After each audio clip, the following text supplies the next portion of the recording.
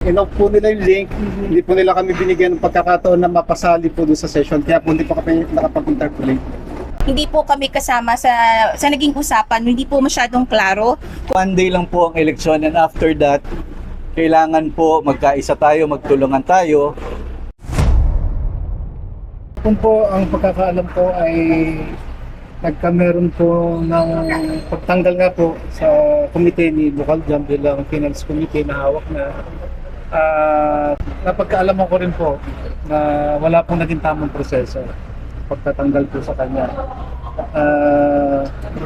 Parang nag-second demotion na lang kahit wala naman pong tumataas ang mga kamay na ibang board member po na nandoon. Kaya po siguro wala po sa tamang proseso ang naganap na pagtanggal po ng komite kay Bukal Jam. Wala pong nag-interpolate sa pagkakaalam. Nalulungkot po ako na ganito po yung kailangang mangyari. Kasi bilang mga pinagkatiwalaan po kami ng taong bayan, dapat ang inuuna po namin, yung trabaho namin bilang mga legislator, yung sinumpaan po namin na tungkulin para sa mga nagtiwala po sa amin. At hindi po yung ganito dapat ang inuuna. Sa buwan pa man din po ng mga kababaihan, napakalaki na po ng problema sa isang male-dominated na espasyo. Kagaya po ng mundo po ng public service, mundo po ng politika, palagi pong nangihingi ng espasyo ang mga kababaihan. At nakakalungkot po na sa ganitong pagkakataon, eto na naman kami na nangihingi na naman ng space, kailangan na naman namin ipaglaban kung yung karapatan namin na maglingkod, bakit palaging ganito ang kailangang mangyari kung pwede naman sana ay napag-usapan. Mas magugustuhin ko po sana personally kung napag-usapan muna bago po nagkaroon ng ganitong klase ng desisyon, pero hindi pa rin po ako nawawalan ng pag-asa. Sabi nga nila, hope dies last.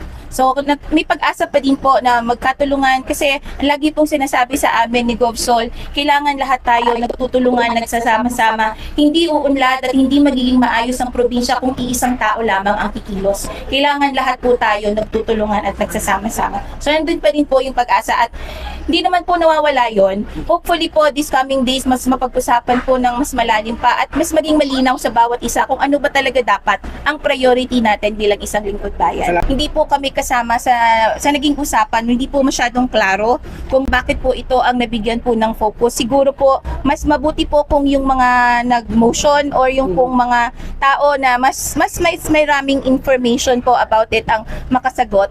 Sila po yung tamang tao na matanong po natin. Set the record straight.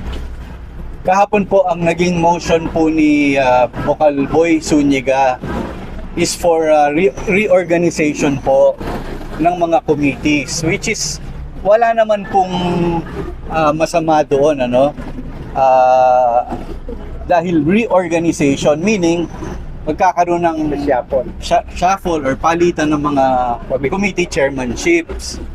But then unfortunately nangyari itong pangyayaring ito at a time na wala po yung committee chairman ng appropriations, senior board member Jam Agaraw, para mabigyan siya ng pagkakataon na makatayo at makapagsalita regarding this at mapag-usapan.